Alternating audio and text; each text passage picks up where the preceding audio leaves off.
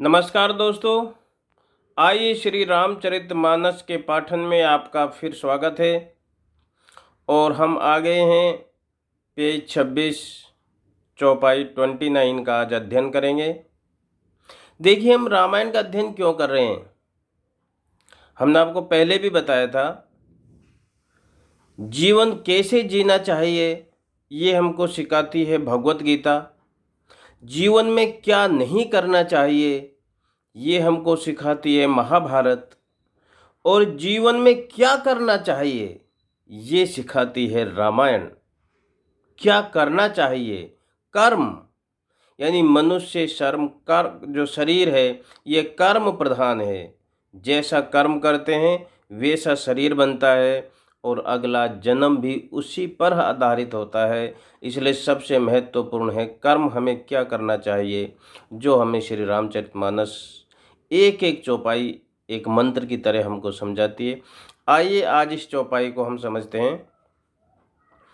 लख सुबेश जगबंचक जेऊ, बेश प्रताप पूज यहीं तेऊ। उग्रहि अंत न हो ये निबाहु, काल नेम जिम रावण राहु। लख सुबेश जगबंचक जेऊ, बेशधारी ठग देखने में, लख सुबेश देखने में उनका भेष बहुत सुंदर लगता है। पूरे जग में जो बंचक जेऊ, जो ठग साधु का भेष धारण कर लेते हैं। सुभेश साधु का अच्छा भेष जो ठग धारण कर लेते हैं, पूरे जग को वो अच्छा लगता है। बेश प्रताप पूज जहीं तेऊ, और पूरा संसार उनको इस भेष के प्रताप से पूजता है। अर्थात आज संसार में लाखों करोड़ों साधु हैं, सज्जन, जिनको सज्जन कहते हैं, और वो भेष बनाए घूमते रहते हैं। और ये जो जगत संसार यही समझता है कि ये सज्जन हैं, साधु पुरुष हैं, वो उनको पूजता है। देखिए, जिस भेष में इतना कमाल है उसका भेष धारण करने से ही आपकी जगत में पूजा होने लगती है। यदि हम एक्चुअल में उस भेष के रूप में हो जाएं, साधु ही बन जाएं, तो कितनी बड़ी बात होगी। लेकिन साधु इतनी संख्या में नहीं होते, बिरला व्यक्ति ही साधु होता है। कहा गया है, सिंगों के लहड़े नहीं, हंसों की नहीं पात, लालों की नहीं बोरियां, साधु न चले जमात।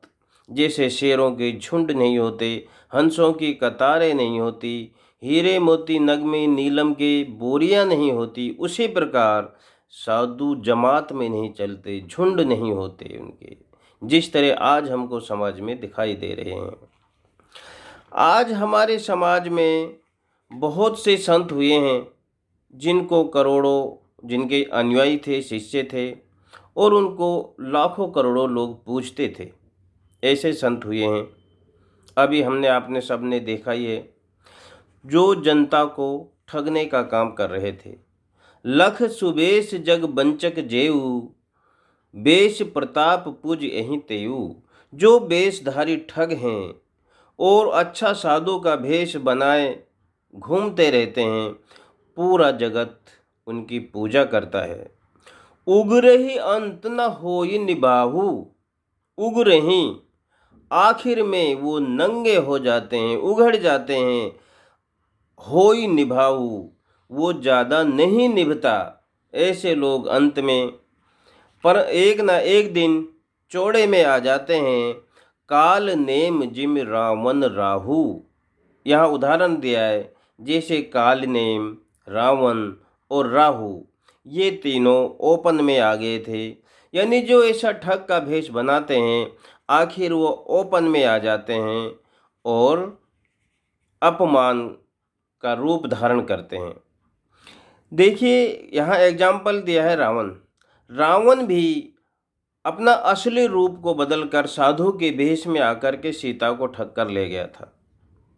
ये ठगने का काम किया, यानी साधु के भेष पे विश्वास करते हैं इसलिए उसने साधु का भेष किया, यानी ठगने का काम किया। लेकिन वो ज़्यादा देर नहीं चला। उसी प्रकार काल नेम, जब श्री हनुमान जी सरजून बूटी लेने जाते हैं तो रावण काल नेमी एक राक्षस को साधु का भेष बनाकर रास्ते में बिठा देता है हनुमान का रास्ता रोकने के लिए। वो साधु का भेष बन के राम राम राम राम करता है। हनुमान सोचता है कि लंबा सफ़र है, यहाँ थोड़ा रुक लिया जाए, ये कोई राम के भक्त हैं। वहीं सागर में जैसे स्नान करने जाता है तो उनकी जो माया है वो उसको सागर में पकड़ती है, पैर से पकड़ती है। उसने उसके हनुमान के पैर पकड़ लिए इसलिए वो जान से नहीं मारता है, लेकिन वो उसको बता देती है कि जो साधु के भेष में बैठा है ये काल नेमी है, राक्षस है। हनुमान वहाँ से तुरंत काल नेमी के पास आता है और वो काल नेमी बोलता है, राम राम राम राम, बैठिए, हम आपको रामदान देते हैं, दीक्षा देंगे, भगत आप बैठिए। हनुमान बोला, दीक्षा तो हम बाद में ले लेंगे, पहले आप दक्षिणा ले लो। एक उनको हनुमान जी गदा मारते हैं। जैसे ही मारते हुए अपने असली रूप में आ जाता है रावण, राक्षस के रूप में, राक्षस के रूप में आ जाता है, यानी भेष बनाकर ठगने का काम कर रहा है। और तीसरा यहाँ उदाहरण दिया है राहु। राहु भी इसी प्रकार, एक बार जब विष्णु भगवान सागर मंथन हुआ था, वहाँ पर जहर और अमृत निकला था, तो विष्णु भगवान देवताओं को अमृत पिला रहे थे, सभी कतार में बैठे हुए थे, वो वितरण कर रहे थे।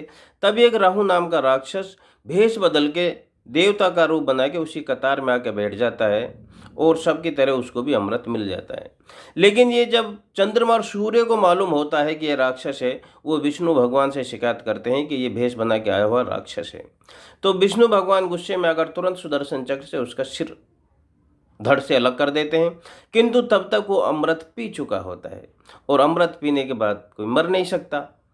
तो यहाँ पर फिर विष्णु भगवान ने उनके सिर को राहु और धड़ को केतु का नाम दिया और उनको एक अलग ग्रह बना दिया।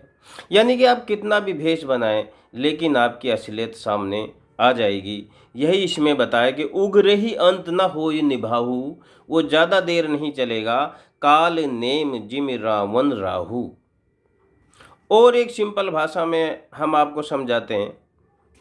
एक रंगा सियार, बच्चों की कहानी है। डेली एक गीदड़ों का झुंड गांव की तरफ जाता, छोटे मोटे मुर्गी बकरियों को पकड़ के और खाने के अपना पेट भरता था। डेली दिनचर्या की तरह एक रोज़ जब रात को जाते हैं तो क्या है, कुत्तों को आहट सुनाई दे जाती है, कुत्ते उनके पीछे भागते हैं। गीदड़ जब वहाँ से भागते हैं तो एक गीदड़ कूद फांद में, उछल कूद में एक धोबी के घर में टब में भरा हुआ नीला रंग था, उसमें गिर जाता है। जब उसमें से निकल के भागता है, जान बचा के भाग जाता है, जंगल में पहुंच जाता है। लेकिन सवेरे देखता है कि वो एकदम अलग कलर का हो गया, नीले रंग का हो गया, सबसे अलग। अब सब उसको देखकर चौंकने लगे। वो एक ऊंचे टीले पे बैठ जाता है, इशारों में बात करता है, जैसे राजा उस टीले पे बैठता था तो राजा बन जाता है। सभी जीव जंतुओं ने उनको अपना राजा मान लिया, ये कोई नया राजा आया है। शेर हाथी सब उसके आज्ञा के पालन करने लगे। एक दिन की बात हुआ, शाम का टाइम था, सभी गीदड़ अपनी आवाज़ में हू की हू कर रहे थे, उनकी आदत है। अब वो गीदड़ भूल गया था कि तुम राजा बने बैठे हो, वो भी उनकी आवाज़ में ऊपर मुंह करके हू की हू करने लगा। पास में ही शेर था, उसने जाना, अरे ये कोई अलग राजा नहीं, ये तो गीदड़ है। उसने एक पंजा मारा और गीदड़ का काम तमाम कर दिया। यानी आप जो नकली भेष बनाकर इस जग को ठग रहे हैं, ये ज़्यादा दिन चलने वाला नहीं है। इस चौपाई में 3500 साल, 1000 साल पहले ये बताया था, लेकिन एक्चुअल में आज ऐसा ही हो रहा है। लोग चेहरे पे कुछ, अंदर से कुछ होते हैं। कहते हैं मुंह में राम बगल में छुरी। ऐसे ही भेष बदल करके लोगों को ठगने का काम करते हैं, जो कि नहीं करना चाहिए। कितनी बड़ी शिक्षा इस चौपाई में दी है ये देखिए। अब आप इसकी एक एक शब्द को सुनिएगा, आपको अर्थ आसानी से समझ आएगा। लख सुबेश जग बंचक जेऊ, बेश प्रताप पूज एहि तेऊ, उग रही अंत न होई निबाहु, काले ने में जी में रावण राहु। एक चौपाई है मात्र। अखंड रामायण का पाठन करने की भी जरूरत नहीं है। यदि आप एक ही चौपाई के अर्थ को धारण करेंगे, एक चौपाई आपका जीवन सुधार देगी। इसीलिए रामचरितमानस को सबसे बड़ा ग्रंथ माना गया है। तो आज के प्रसंग में इतना ही। जय श्री राम।